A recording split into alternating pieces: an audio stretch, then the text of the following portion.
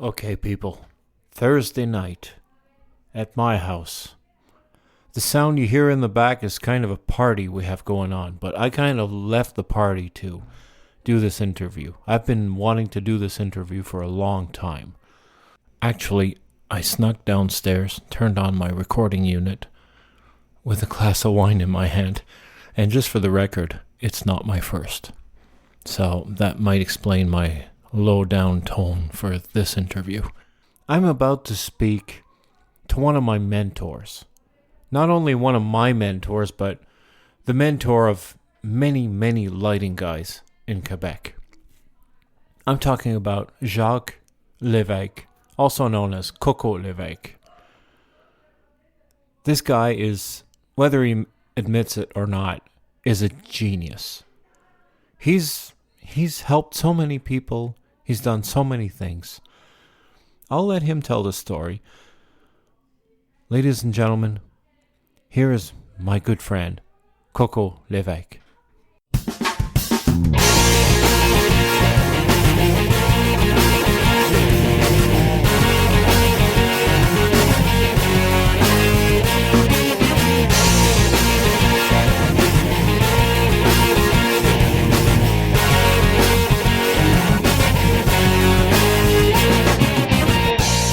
Coco Levesque, my dear friend, I'm so happy. Thank you for accepting my invitation to be on the show. I'm honored. How are you doing, man? You're really welcome. I'm doing very well. Very good. I'm glad to hear that. Listen, I know a little bit about you, but I feel that I'm going to discover a lot more out of this interview. Tell me, man. I don't know where to begin. You know, I'm kind of intimidated doing this, but why don't we start by the beginning? I mean, you're born in Quebec, right? Was born in Bécomo. Bécomo, Quebec. That's right. Really? You're from Bécomo? Well, it's in Quebec, but it's not in Quebec City. No, absolutely not. No, Bécomo is the I have a brother-in-law from Bécomo. I have a lot of fun with him.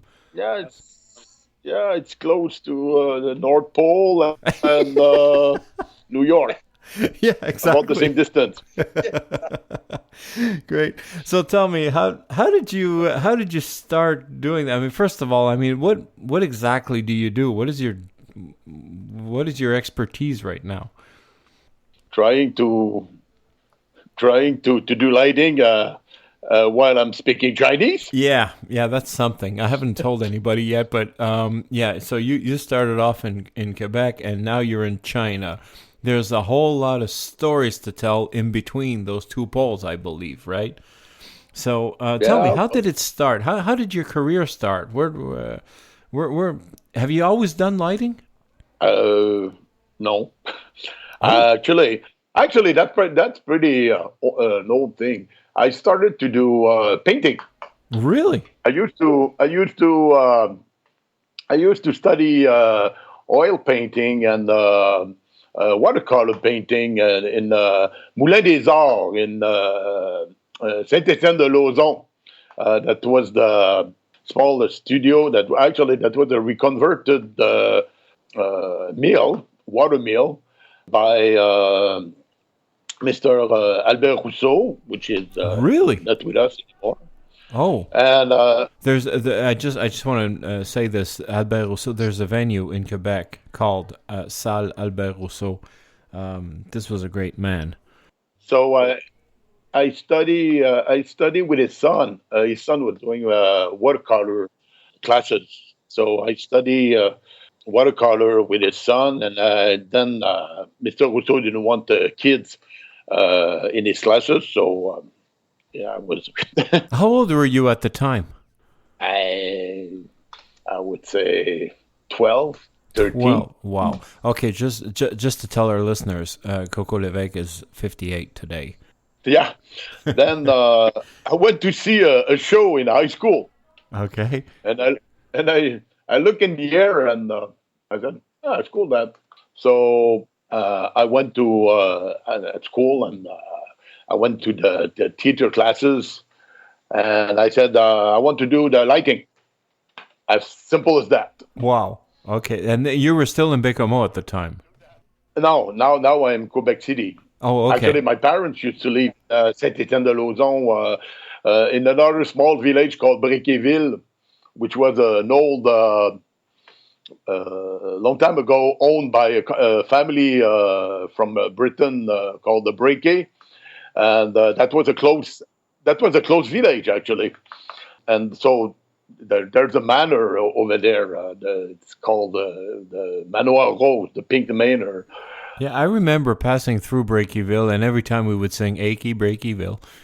Yeah, well, actually, it's very funny. If you get just before the track, it used to be the gate was surrounding the little village before. Oh, okay. Yeah, it was a real close domain, basically. Wow. And anyway, I don't know the whole story about that little place, but I used to live there. Yeah, so I was living there for a while, and then we moved to Saint Etienne de Lauzon, Mm-hmm. and I did a couple of years doing paintings and going to high school, Yeah. and then I went to the Cégep of Rivière-du-Loup because again we moved. Oh, okay. We Okay. moved to Rivière-du-Loup. So now you're in Rivière-du-Loup, and how old are you at that time? I'm about 17. Okay. My first year, my first and last year at the Cégep de Rivière-du-Loup. Uh-huh. I went there in general collegial. I don't know what you call that in English anyway. Yeah, general studies, I guess. Yeah, general studies. Yeah. Then I applied for the National Theatre School. I went to Montreal. I was accepted. I went to the National Theatre School. Okay. I did as good as the Cégep of Rivière-du-Loup. I got kicked out because me is me, and Well, yeah, we'll find that out as we talk. We'll find out. I mean, yeah, me is me, and also what didn't help on top of being me, I was also working at the same time, and it's not allowed at the school to do that. oh, But okay. that was not the only reason. Let's say. Then I started to work with Jacques Tanguay a little bit. Then I worked for another funny company called Kitsch. Kitsch. With Yes, I remember Kitsch Audio. Yeah. our friend Don Cote and his Yes. brother Roland. Mm-hmm. And then I started to do some rock and roll air cake bands, like Stonebringer. Not Stonebringer, actually. Stonebringer was the biggest thing in the Montreal bar scene area. But I was doing Even Knock. I was doing, damn, I don't even remember which one I was doing. We're talking in 1983, 1984, 1985. Yeah, that was quite a while ago. A lot of different chemical product went into me since that time. So, Well, let's talk about that. Let's talk about that chemical. I guess that's where you earned your surname, Coco, right? actually, no, my name. Well, that could, but it's not. So, Okay, I always wondered about that. it could, but it's not. No, it's only because when well, let's say that can be the name actually the diminutive of Jacques Yes. is Coco. Yes, Jacque Coco. Yes, I get it. Yeah, exactly. Okay. Oh yeah, well, that's this and probably some of the other things who come with it. Well, I can say something that I've heard of, and I haven't seen you do it actually, but I've been told the story, and maybe you can confirm it. I've heard that one time they sat you in front of a board, Compulite board, I believe, that was not working, and you opened up the board and made a line of cocaine somewhere inside the board, I believe, and the guy was asking you, what the hell are you doing? He says, well, do you want your board to work or not? And the guy said, yeah, okay. So you did the line, and then you opened up the board, and then you fixed it, and you closed it back, and the show went on. And that's a story I heard. Can you confirm that? Is that true? We don't have to go there if you want. See, that might be I true. can edit That this. might be true because of the product that I was using previously. Maybe I just forgot about it, but it may be true. Uh, Well, I cannot. I can't confirm that. Usually, I was not doing it inside the console, but outside of it. okay. But it might be true. Well, you know, if people understand what is a dimmer 13, and when you have a dimmer rack of a 12, well, Okay, that's like the 19th hole when you're playing golf, right? I know a couple big club in Montreal that had many times dimmer 13 in many places. So, no, sadly, it became a little bit bad for me. That so I see. we, Well, apparently, yeah. I'm gonna let you carry on with your story in a minute, but I just needed to tell you this. I remember one time we were both on a movie set. I think it was Punisher or something, and probably one of the last movies you did in Quebec, right? Because I Now, no. my last one was that was not the last one, but it was one that I should have let you do it. Well, I was on it, but I was told I kind of entered the movie scene apparently because people couldn't stand you anymore. And so apparently you made room for me, and I've always been grateful for that. Well, actually, yeah, because I don't know, I got fed up sometimes, you Oh, know, with yeah, all the stories and the waste of time is okay. It's normal, you know. You cannot operating a console on a set when you're doing the background can be sleeping oh yeah, half of the gig and nobody will long notice. hours. I've seen like 8 hours without anybody talking to me. Yeah, But when you're doing some set, like when we did the Covenant, I was running the main set, the second unit, and the Portman process at the same time. Yeah, that was some kind of entertainment out of the same console. That was some kind of an entertainment. okay. You know, it was like I had a Clearcom, 1 year Clearcom, but I had the 2 year because I had the first unit, second unit, and on the walkie-talkie I had the Portman On the process. same shift. Yeah, on the same shift at the same time, and Crazy. everybody talking at the same Wow, time. crazy. But well, it went well. I'm not sure it went well. The only thing I could not even see the first unit set on top of that because it was I was away from the set. Oh, But yeah, you know like it's whatever. absolutely. I remember when we did Death Race. I had some sort of an office on the corner of a building, but I couldn't see the set at all. So I would fully rely on people talking to me through the walkie-talkie. And at one time, I remember somebody calling me, "Okay, turn on the runway. You know, the runway where they would race, right?" And there was like, I don't know, maybe 300 bars of six there, something like that. And the guy says, "Turn it on." I said, "Are you crazy? The Yeah. generator guy's gonna kill me." So we had to do it piece by piece. Or even the guy who's pointing with his finger, turn on that Oh light. yeah, all Uh, right, right. uh, Turn on that light. which Which one? one? I can't see it. Right.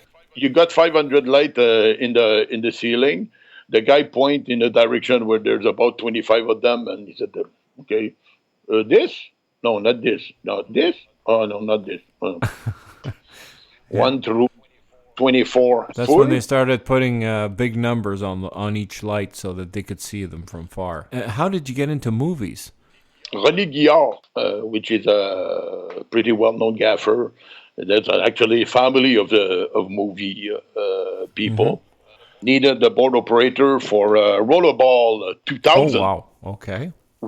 which was shooted in 1999 Yeah. actually, and they had a bunch of light, and they needed somebody to operate the dimmer Okay. console, which ended up to be a Compulite Saber. Saber. Okay.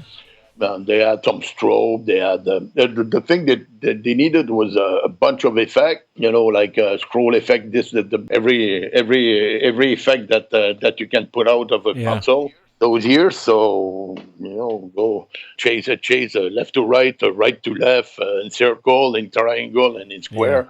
So this is what they needed. So it was a little bit funny that the director of photography, Mason. I don't remember his first name. He was running the camera one way. Oh, no, the other way. The strobe. Oh, no. Which strobe? I had 20 who are running on the console. I don't know which one is the one. Okay, can I turn off everything and look at what you want, and then we can do it again? No. We have no time for that. But I want it to go the other way. oh God, no Okay. time for that. How many times have I heard that? Can you Oh, do this? Give me a minute. We don't have a minute. Okay, roll. Yeah, roll, it's like whether you roll. do it or not, Yeah. it's they don't care. They'll film anyway.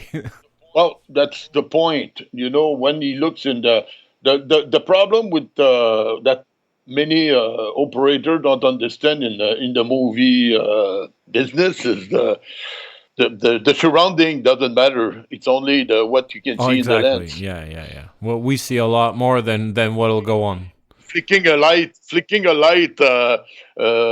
1 2 1 2 1 2 looks great in the camera, and you have no idea what he's looking. So, and even if you got the monitor that you look at it, because of it's a film. I'm not talking about television now. I'm Yeah. talking about film. Sometimes you figure it's going to look like that, and after processing, Uh, oh yeah. it's amazing. Or after processing, it looks like Oh, nothing. absolutely. I remember one time when we were doing this bus scene where there was a hockey team. We were doing Lancé Compte. There was a hockey team inside a bus, and we were simulating an accident. And how they did that, it was just one guy with a par running towards the bus, and the camera was inside the bus, seeing the par coming towards, and bang, there you go. There's an accident, and I found that so funny because, we're doing a lot of high tech stuff, and a lot of those big effects are just so plain. They're so ordinary. It's just one guy running towards the bus with a light in his hand. That was quite a shock to me when I saw that effect. But whatever. I mean, whatever works on camera, right? In the train scene in the movie The Aviator, you see light going in the face of the Yeah. actors. That's a four-bank flow that a guy which is sitting and talking to you at the moment was making circles in the front of the window. Yeah. Yeah, Sometimes it looks yeah. high tech, and it's just like, nope, the one guy holding a light, just moving it around.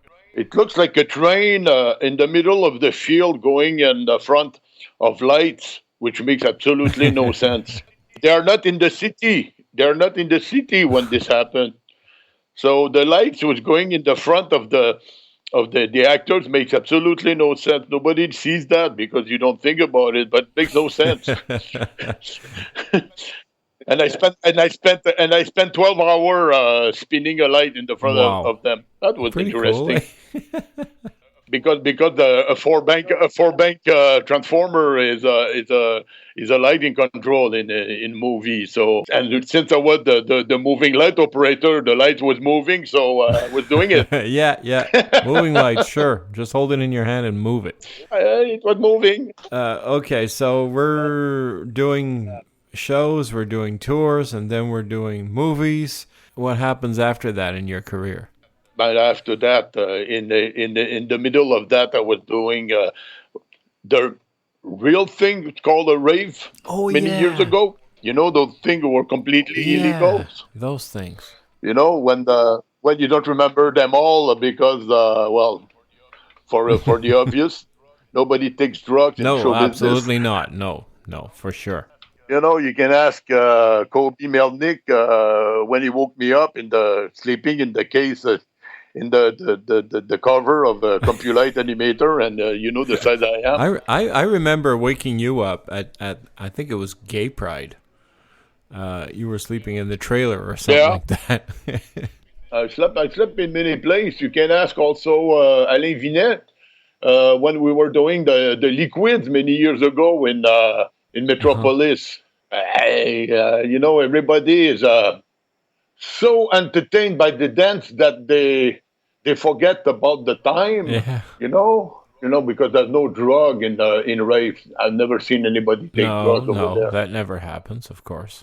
So Alain was coming at the end of the night. I was looking at him. I said, "Hey, you wake me up, Lord. It's running. The entire beams are going up and down, and they change color. And me, I'm about to don't change any more color or anything. Just put it on autopilot, let it go. No, well, so you get to a point that it doesn't really Yeah, matter, I guess. until the cloud of sweat is there, and you have beams just going in the sweat. It's people Wow. love it. We did with François Hmm. Roupignan. That's a long time ago in the Dumouriez Stadium. I don't even remember the name it's called today. Okay, Dumouriez Stadium. I think we're talking about the Uniprix Stadium that as we know Yeah, today. yeah. Well, Whatever. that could be. Dumouriez was a small cigarette company. Now Yeah. we get with Pills Yeah, back company. back when So we had cigarette sponsors, we can't do that anymore. yeah, they had Daft Oh Punk there, man. man. So there were Prodigy in the stadium itself, and they had Daft Punk or something. Man, it was not illegal, this one, but honestly, it was so warm and hot in the place that I started the night with four Azers, and actually not even Azer, smoke machine, Yeah. NDGs, and because those one were finishing like a real one at 10 o'clock in the morning, the day after, and they started at 10:09 at night, the night before. Honestly, at the end, there was so much humidity in the place that the smoke was in the air, was no smoke, was Oh shit. sweat. And François Roupignan, who called me on the walkie-talkie, he said, "Hey, I don't know what's going on, but it rained on the console Oh and on god. me." I said, "Oh, that sounds bad, my friend." And it's no rain. That's a natural cloud that formed inside, right? I went to see him. He looked at me. He said, "Hmm." Oh jeez. I said, "Well, I'm not gonna go further with Urgh. that." We had those one also that before the one the well, this one was legal also, the black and blue in Yes. 1999, Yes. but the previous one were not that legal. They were a little bit more underground. Uh-huh. I remember we did one in the Eaton Center, the Really? Art Deco restaurant. I think they had to redo some plaster after we were gone. Yeah, Black and Blue was a hell of a show, but like I talked to Louis Rouleau on the last episode of the Backstage Cowboys podcast, and he was talking about that, the Black and Blue, and the wonderful things you did, the design, the lighting design, those techno beam circles, and all that stuff you did, man. That we still have pictures of that. It's amazing. Yeah, it was cool, but what was bad, it's let's say we installed a lot of equipment to don't do much with it. Really? Honestly, I've seen better programming. Yeah, but I mean, when you put like so many techno beams in a circle and you just go like in and Yeah, out, no matter what you do, it's gonna look funny. yeah, It's gonna look good. whatever Bad you good. do, It's gonna look yeah, something. it's amazing. And I remember, I mean, the best looks I've done in my career were by It mistake. actually did look like that. Yeah, Yeah. that was pretty The thing annoying. is that the thing is we know the potential. We know how far we can push this thing, and I remember doing shows that I was about 40% of myself. Okay, 40% of what I can do, either by being tired or being fucked up or whatever, and at 40% people still freaked out. So can you imagine the potential? I mean, it's crazy. Yeah, if you go, yeah, but between you and me, let's say a ballon blanc. I did many ballon blancs. Yes. One ballon blanc that I did because at the last minute they called me because they just found out they had no operator. Oh, okay. I arrived there. I was shorting myself on one of the console. Ah, I was with Martin Laurando. He freaked out. He said, "I don't know what the hell's going on." Well, there was something was shorted inside one of the rack, and it was sending back power somewhere. oh God. So when I was touching a frame, and I was touching the console, I was getting 110. Oh man. So I can tell you, my lighting, it was all bumpy. Huh? Oh shit. I can imagine. I mean, I've seen that with dimmer packs It was a little and bit distros, bumpy. but I mean with a console, wow. Yeah, it was Tiesto actually that year. Well, risky That business. was in Ballard Night. It was Tiesto when he was not Tiesto, that Tiesto that we know now. He was a smaller Tiesto, and yeah, and I had that zero time for programming. Of Half of course. the rig, half of the rig didn't work. Of course. Of course. And nobody noticed, right? Well, I canceled. I was canceling. Oh, that doesn't work on this side. Well, I'm gonna turn that off. Yeah, fuck it. That's it. Remove it from the console. Oh yeah, that's real life, man. If I got the rig, the 50% equally, I still have about 30% who works. And the beginning of the event, usually you don't go crazy. Yeah, exactly. Yeah, You try to keep the some year the year punches. the year that I was doing lighting now, I think they put everything in what they have in their console, and they turn them on the first minute the show start. But Exactly. Burn every punch on the first minute. we had kind of build up, Mm. Yeah. and so nobody knew that a lot of that stuff was not working. And 6 hours later, they were too stoned to know that it was not Well, working, so everything exactly. was fine. Exactly, right. Everything happens in the first half hour anyway, right? I remember we did it was a Ballon Blanc with Paul Van Dyke. Paul Van Dyke is a very cool guy. He came at me. He said, "I want no lighting." He said, "I want you to keep it as dark as possible." Okay. Interesting. I turned on the black light, and I went backstage. I came back. That's what I did. I came back an hour after, and I look at him and said, "Can I turn on something?" He said, "Yeah, wait, wait, wait, wait. I don't know what the fuck he wants. It's wait, wait. Sorry for the bad word. I don't know what he wants. Now, and now what? Okay, I hear the climbing of the music. Okay, that's going to be stroke. Hey man, it was dark in the room, like dark, and I had something like 50 or maybe 30 or 50 those high-end strobes, Data AF, flash? not a flash Yeah. AF. Oh man. Well, I pressed the button. Oh shit. Everybody, man, there was people dancing on the speaker. They all failed. Well, actually, it was not funny because the promoter came to me and he wanted to kill me. Of course. People fell down on the floor. It's not very cool. So yeah. Well, after that, I did some stuff, but he said, "Ah, that's good, that's good." Then I tried to. He said, "No, no, no, no, no, cool, cool, cool, cool." That's funny because sometimes you need to use your brain and sometimes you have to turn your brain off, like when the client apparently knows what he wants. So you have to turn your brain off and just execute. And other times the client does not know what he wants and he trusts you, and then you got to turn your brain on and then do whatever you think is All right. the before the event, they all know what they want. Yeah. They think they know what they want. During the event, they find out they didn't have no idea of what they were talking about, and you cannot tell them that.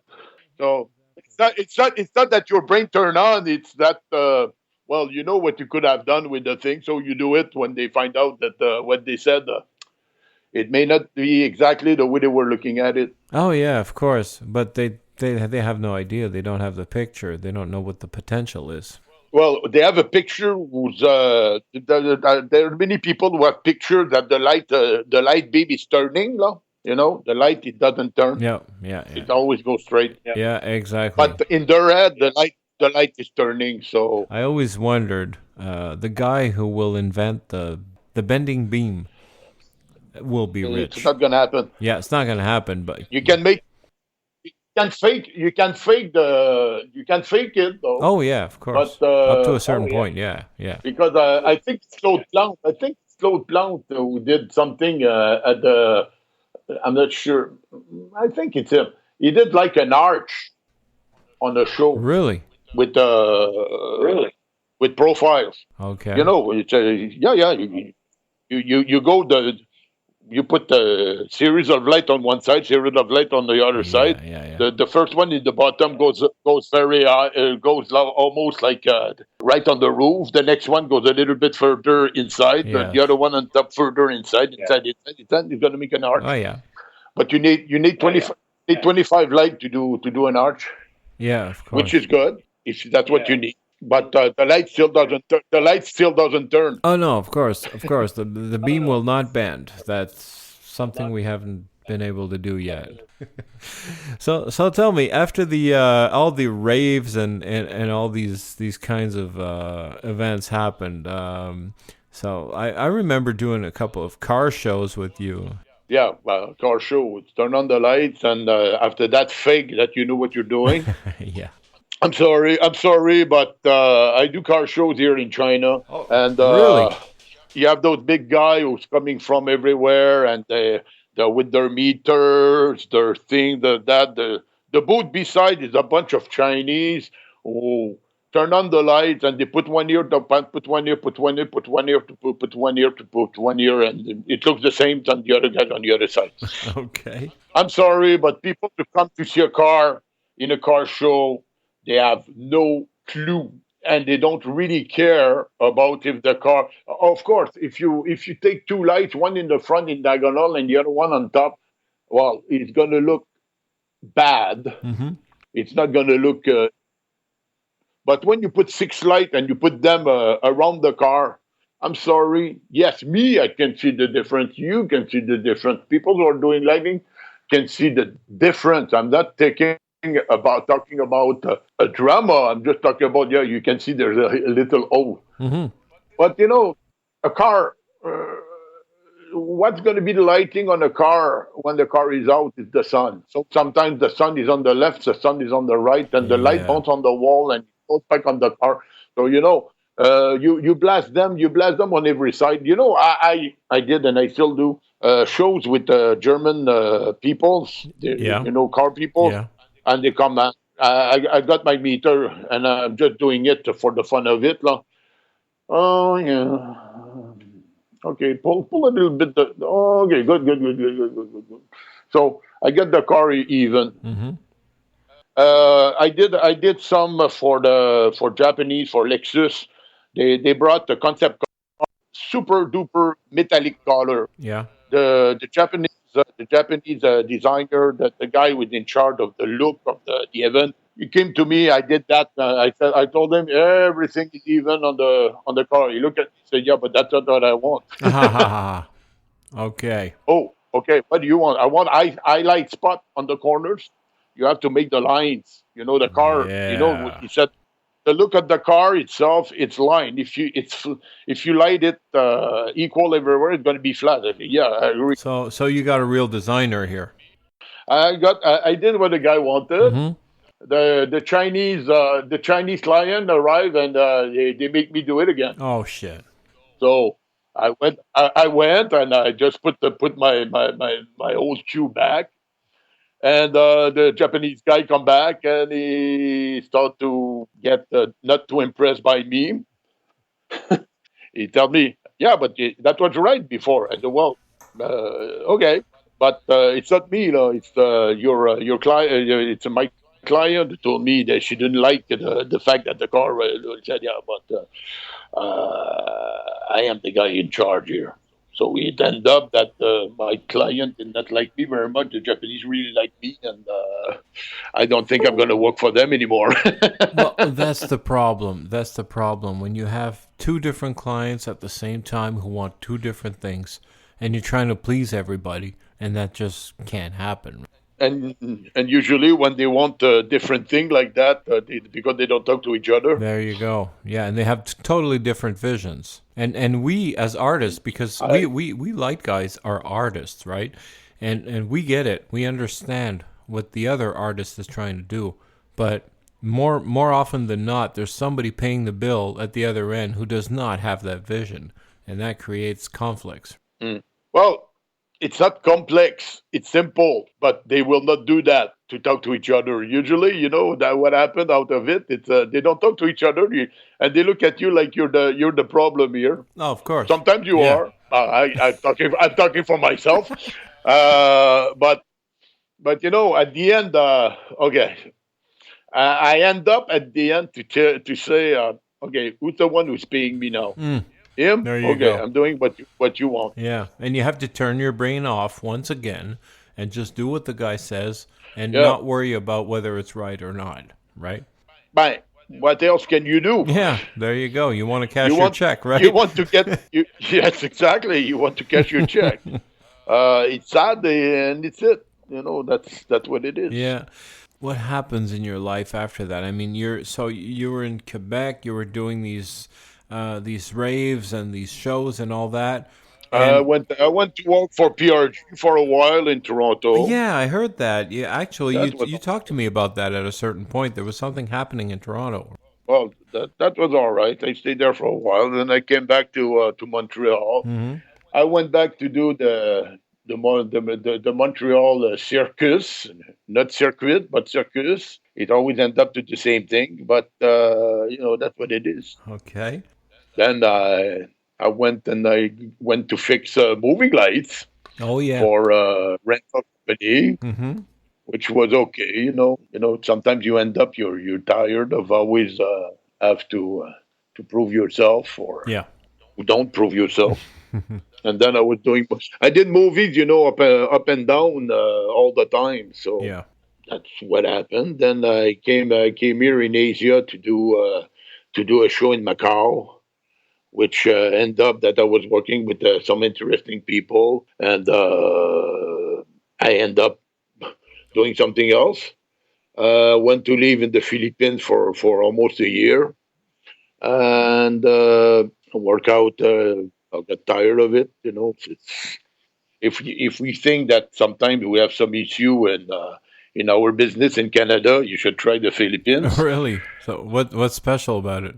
That's interesting. You can ask. What is his name? Bergeron. He just finished Céline. I think yesterday there. Okay. He asked me last week. Hey, a couple of things. He's in Asia, so Hmm. well, that's. I said. He said, "Oh, we're going to Philippines." I said, "Good luck." He said, "Why?" Well, I said, "Good luck." That And bad. Eh? well, you only have to look at his Facebook feed today. You'll find out. Hmm. I sure will. Yeah. Oh, you should. You should see. Uh, what happened was written in the sky. Okay. I'll check that out for Then, sure. well, that's the reason why I'm still living in China. Out of it here, I'm having good time. Well, how did that I happen? I mean, how did you when you left at first you did that gig in Macau and then you went to the Philippines, but did you intend at that time to stay away or did you find an opportunity or how did that happen? Well, when I went to the Philippines, there was somebody who taught me a year before that they needed lighting personnel and technical directions for a casino over there. The only little problem when I arrived there, I was going back to Montreal, but when I arrived there, I had that offer, so I went there.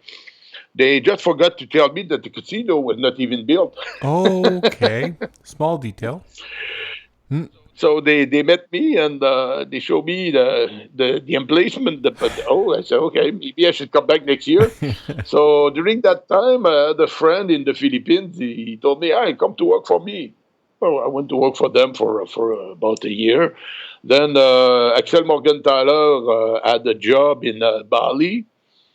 So he offered me to come over and to Really? do some programming for I him. haven't seen him in ages.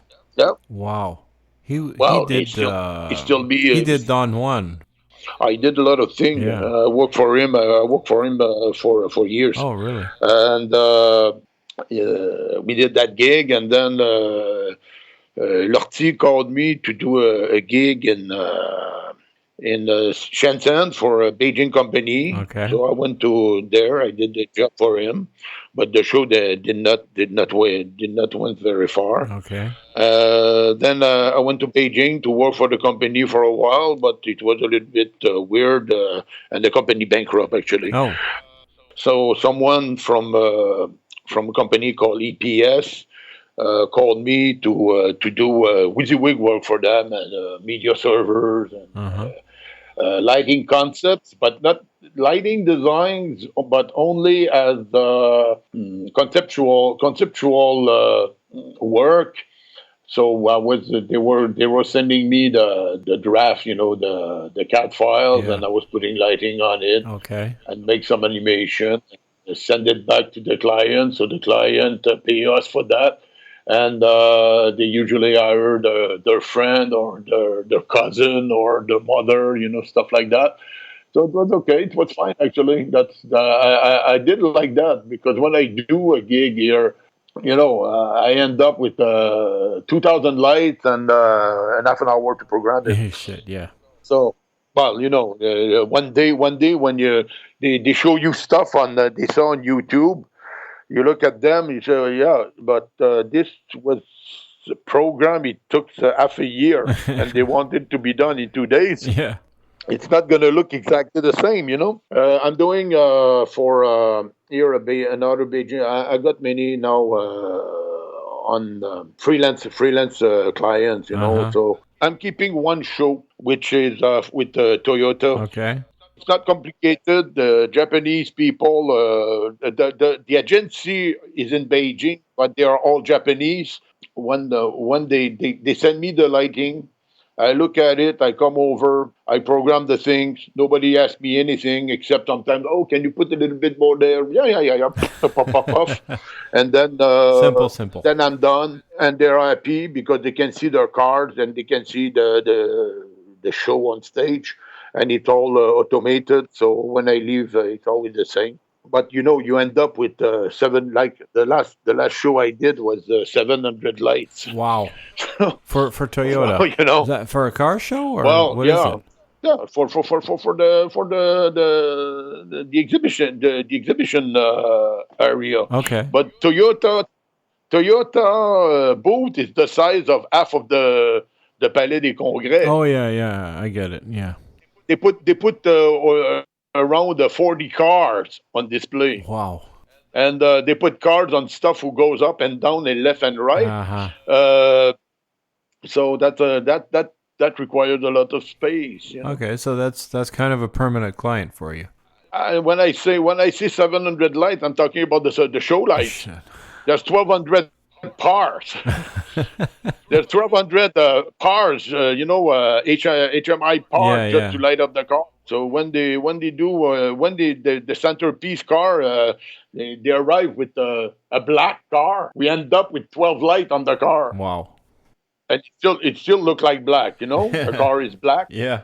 Like this year, they had an issue with one of the star car. The paint was wrong, Oh.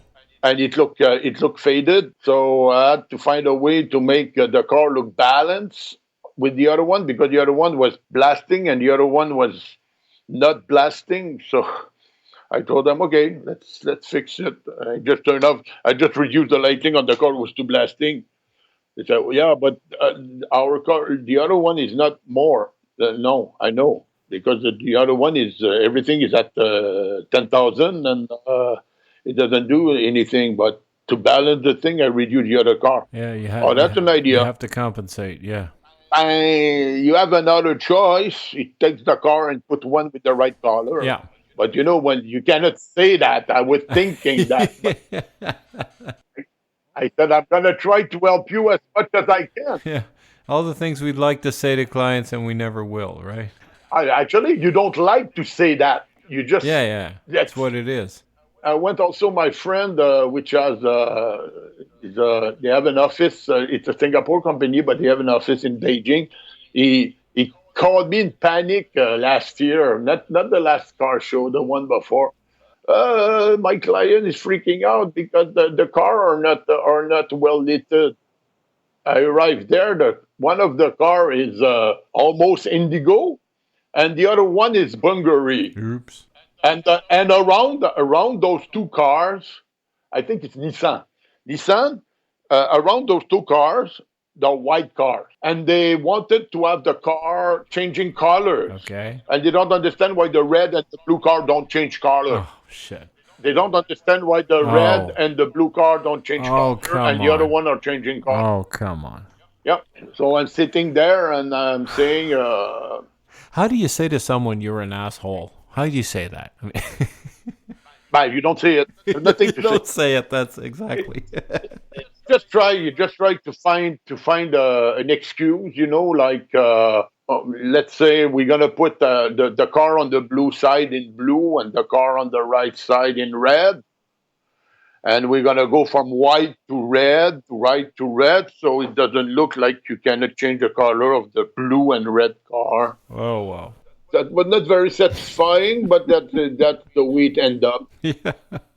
Yeah. Fake it. And of course, the car are white. They are about 2 meter away from the other car. So when the car are lit in white, the blue car looks dim compared to the white car. Okay, fine. That's yes. Yeah. Just put the right paint on it. It'll be fine. So tell me, how's life in China? I mean, so you decided to settle down in China, right? And you got married there, right? Life in China is fantastic. It's well, it's fantastic when you like it. If you come here and you expect yourself to live like if you were living downtown Montreal or downtown New York, you might not exactly get it. But when you start to figure out, well, I decided that I want to stay here. So I'm passing over many things, and I try to learn the language. I try to learn a little bit of culture. Mm-hmm. Otherwise, I would be in the plane and back to Montreal. Yeah, I suppose. I It's suppose. But you got married in China, right? Yeah, well, yeah. So that's that's another reason why I don't really want to come back to Canada that Well, quickly. I understand. So you met somebody there. Mm. Yeah, but the point also is okay. Sometimes it might be a little bit difficult to do a show, but it end up, I'm ending up with a small gig for me. It's nothing under 200 moving lights, Yeah, okay. So, so that's kind of fun. yeah, that's another dynamic from Montreal. 200 moving lights in Montreal is like the show of the year. Yeah, but the ear, yeah, but you don't have very light. No, I don't want very light. I know the light that we have here, and I'm using the one that we have here. I'm. I can do. I promise you, I can do the exact same thing with my lights here than you can do with your lights in Montreal. Oh, I believe it. I believe it. Yeah, it comes down to talent. The problem with China lights, and I 100% disagree with the lighting console that they do copy. This I cannot stand. But this is not my fault, and I'm not using those. And it's not my problem. And those lighting company, they never did anything for me except making a lighting console that I'm using. I'm actually doing something for them, but the point, and I'm not using those because they usually fail and they don't do what they're supposed to do. So but the two companies that I'm working for have original product. I don't even need to have to complain about it. Mm-hmm. But the lights I definitely don't want. I'm using four brands that I really like, and they don't look like anything else. And one of them is the OEM of a certain well-known company, a famous company. I know the OEM of them, and I'm not going to name them, Okay. but I do No, the company were doing the lights for certain other company in the U.S. and in Europe, and they're made here. So Wow. Okay, so you have the source. and it's fine. It's fine. They can do it. I have no problem with that. Mm-hmm. Also, the company that I'm using here, well, they're doing their own thing. Mm-hmm. We have very good LED fixture here, and we have really bad LED fixture here. Yeah. When the, I did for the Ayrton dealer in China. There's an official Ayrton dealer. The company is called ACE, Mm-hmm. and they're the dealer for Clepaki, MA, and they have like many companies. But they asked me to do a little seminar on the LEDs, and it was not even to sell Ayrtons. It was just to show to make a comparison in between different set of light and what the difference and the CRE and all kind of little thing like that. Yeah, yeah. We end up like a cheap LED is cheap. You pay $30 for LED power. But in China, I don't use LED power who costs $30. I use Chinese brand, but they cut about seven, eight, even a few are. I'm not talking about a par under $500. Of course, it's shit. What do you expect? The only difference is here you can find it, and you cannot find it in North America or in Europe Oh, because nobody will do it for that price. okay, I But see. here it's possible to do it for that price. Uh-huh. But the fixture that I use costs a lot more than that, and they're all made in China. And there are many companies that don't want to even export those lights. They try, but they don't force themselves so much.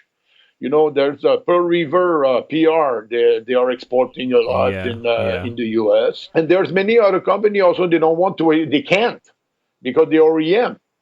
They are doing a light that is already sold under another name in the U.S. Yes, and yes. they cannot do And that. actually, we're having a problem on our end because we sell products here, whether it Mm. be whatever the brand, and you'll find Mhm. another brand selling exactly the same product, and you just look at it and you know it comes out of the same manufacturer, right? Oh Yeah, yeah, absolutely. that's We see that possible. all the time, and it's difficult. That's possible. It's difficult to try to push a product and say, okay, this is a good product, and then you turn around and you find exactly the same product sold by another company, which is probably from the same manufacturer but just sold through a different channel. Here you can have I can call a company. I can call a couple of my friends. They have major size manufacturer, and I can tell them make me a Coco light. Yeah. I want all the light that you send me. I want them pink, and I want it to with a logo, with LED logo, flash, and it's written Coco Light, and they will do it. When I buy equipment for theaters or stuff like that here in China, I call the people, I call the manufacturer, I tell them, hey, here's my little gobo, here's my list of color, And they'll just make it. and they do Yeah. it. I even had a custom made software for a set of lens that they limited the distance of the lens because it was the optic was really bad if you were going a little bit farther. But me had the beta version of that software, and it was going too far. But my show, I used that, so we update the lights, and we're not able to do it anymore. I told them, hey, guys, no, no, no, no, no, no, no. But the software on the other end fixed another problem, a few other problems. Okay. So I told them, no, no, no, no, no, no, no, no. You put back the way the Zoom was, so I can still do my stuff. Because now I cannot do it, and it doesn't work at all because it was just like a mist in the air, and it worked perfectly. Yeah, yeah. Of course, it's like when me and me, not me, but my lighting designer, like Axel, we did something on a Marie Chouinard show. It was called the Almond and the Mm-hmm. Diamond, and that was a Paul doing everything in its internal at full. and it was touching the curtain, and it was making a flicker. We tried. Well, actually, I to try to reduce the. I'm telling you, everything was spinning at full. Okay. Everything. The wheel, the everything. The gobo were rotating and spinning and rotating. So, after 50% of the show we were doing, the lamp was filling was that lamp, no matter what. Yeah, well, that's sometimes. Yeah, sometimes you have no. I tried to reduce to get the same effect. It was not possible. So that was a block cue. Like when we need it, clack, it start. And when we don't need it, no tracking, no nothing, we stop every parameters because it was freaking out. So that was the same thing with the lights I'm talking about with the zoom. It Yeah. was not possible to redo the same Well, effect. I understand that. I've seen lights before doing things like the optics going a little too far, so you can actually see the pixels on the dichroics. I've seen that before, and the thing is, like, normally they'll stop it. The firmware should stop it before you get to that point, not allowing you to do that. But let's say if having the possibility to do that, if you're creative Yeah. enough, that could be something really awesome that you can work with. I know what you're talking about. You're talking about the Max 600 with the glass Well, I'm comp. actually talking about a blizzard light, but yeah, it happened with many different lights. Well, the that glass gobo, not gobo, but glass dimmer Yeah. option was something that Axel Morgenthaler asked Martin Oh, to do. really?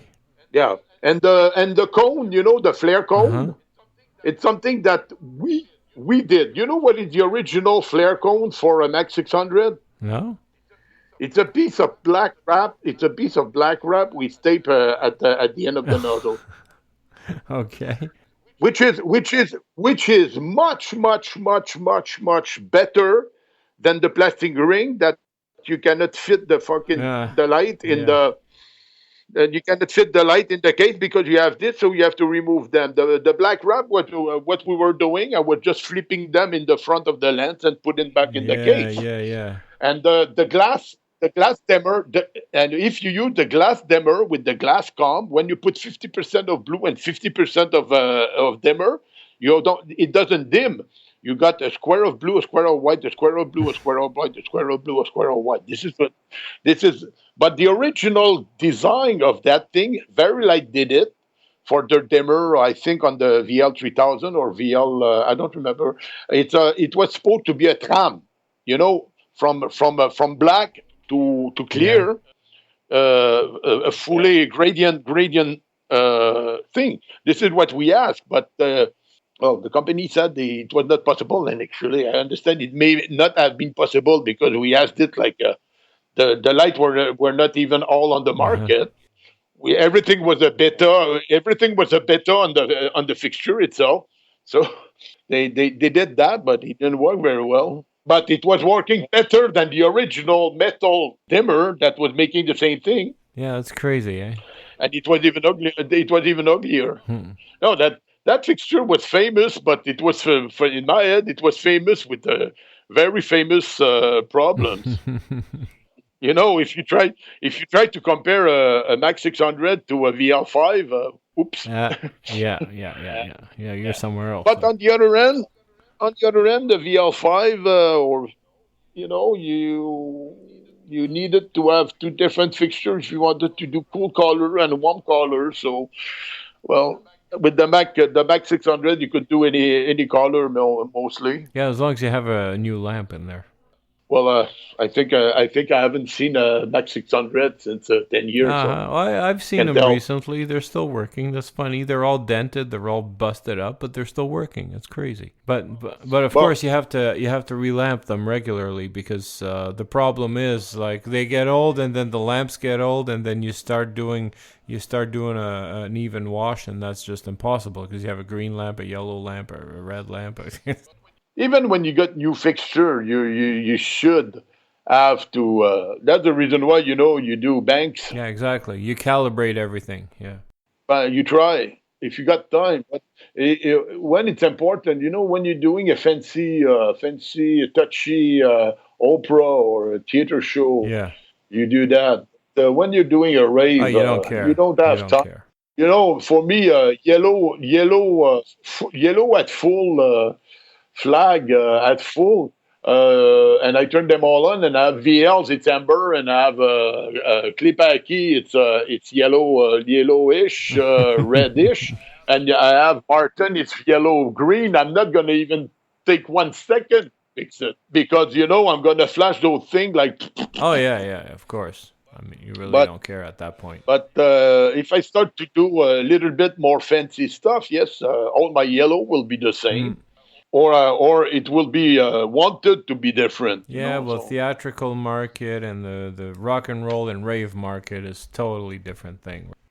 well, rock and well, yeah, because now everybody is doing more macros on the console than they are doing lighting, Yeah.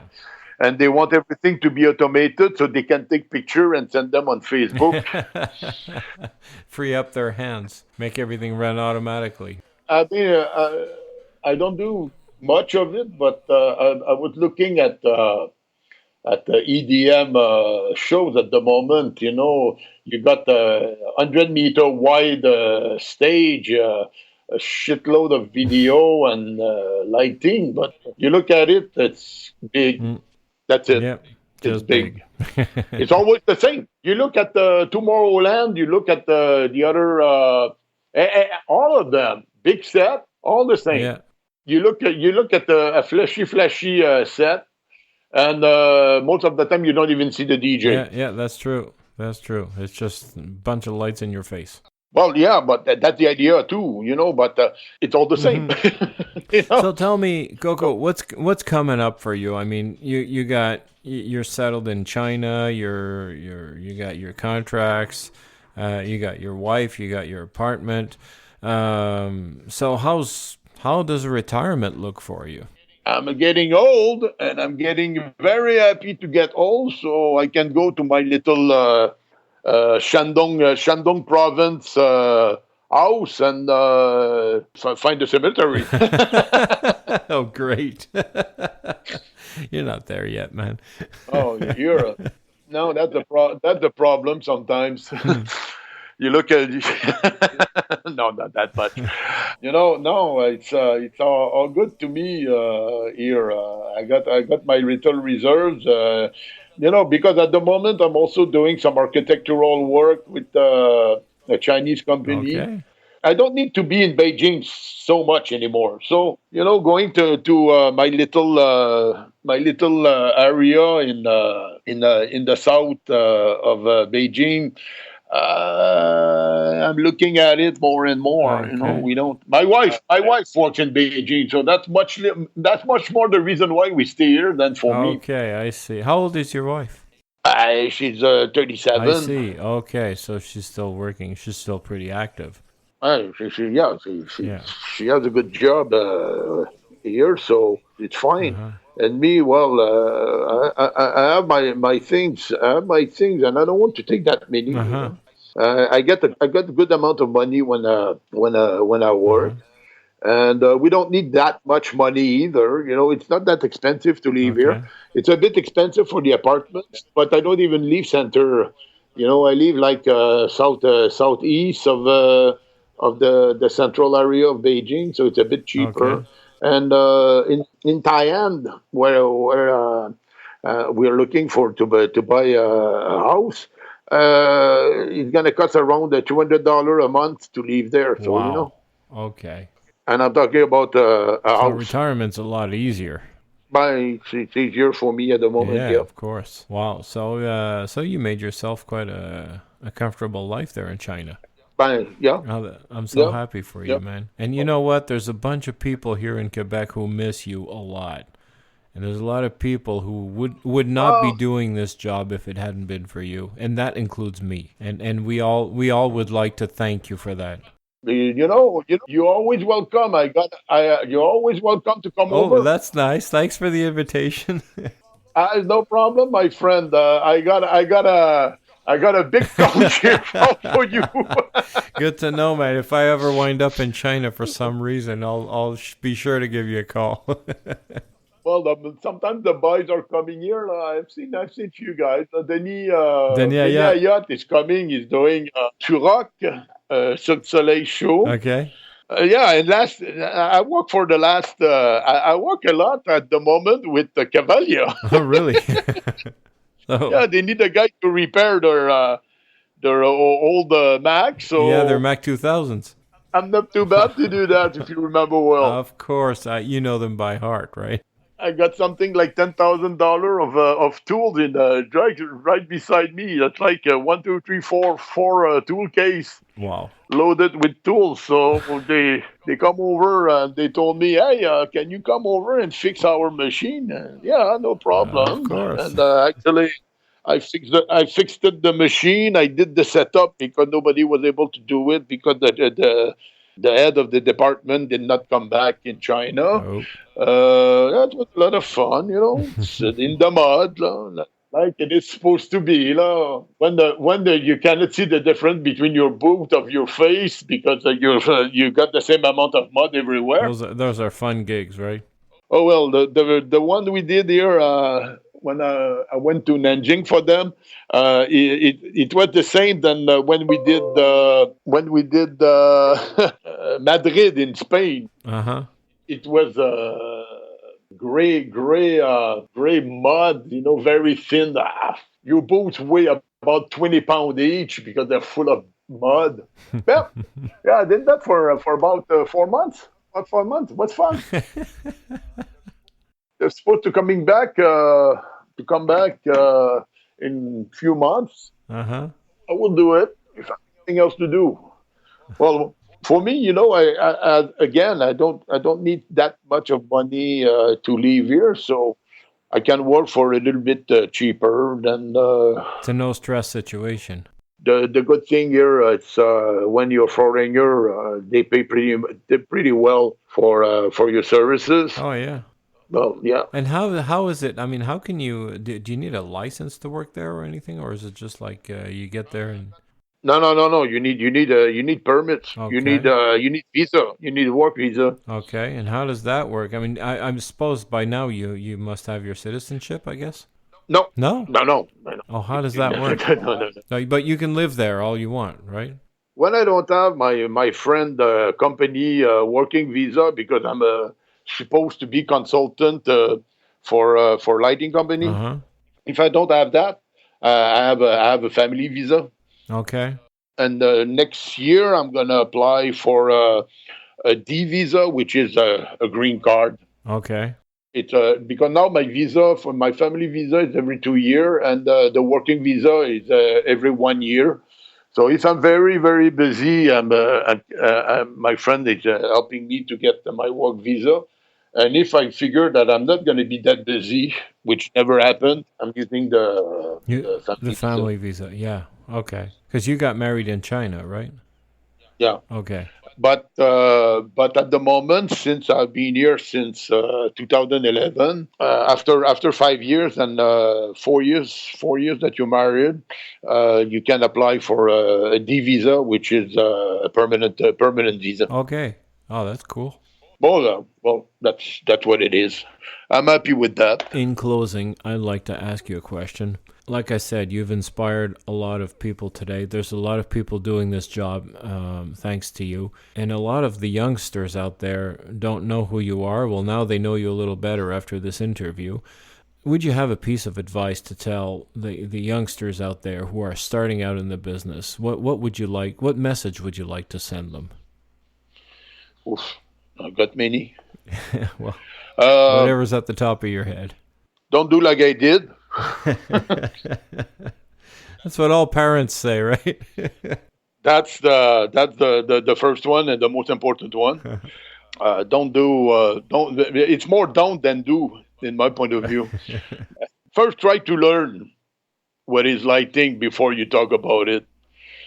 Operating the lighting console doesn't mean anything. It's only a tool to do lighting. Lighting is what you want to see, what you know that you will be able to achieve, and what you will be able to achieve with the time that you have in your hand.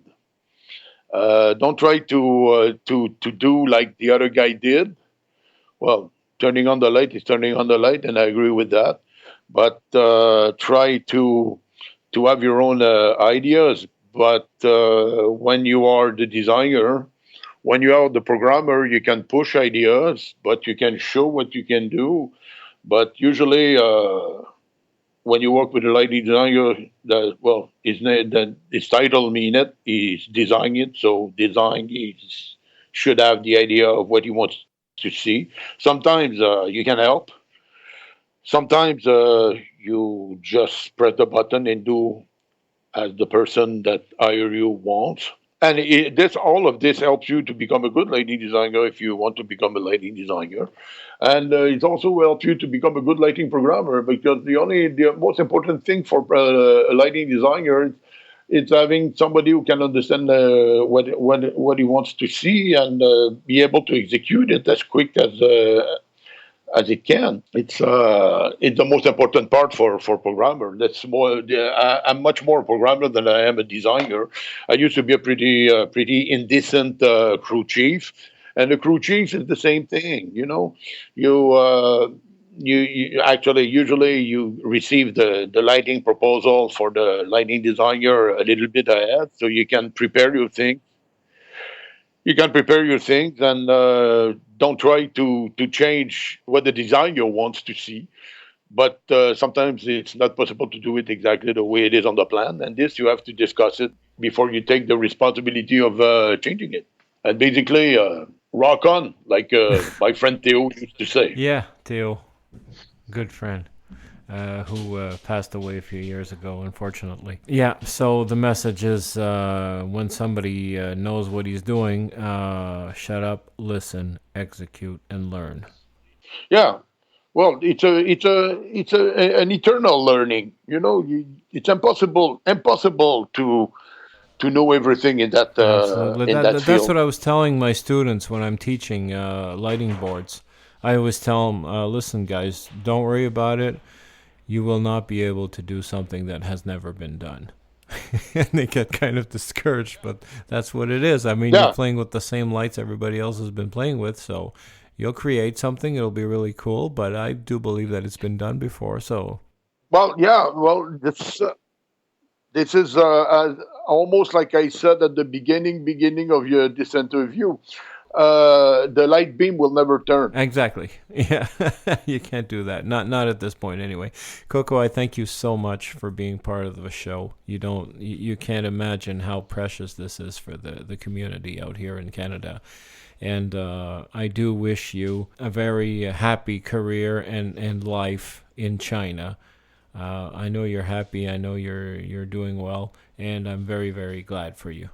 Yeah, well, that was fun, my friend. That was very a good little speak out. It's fun. Yeah.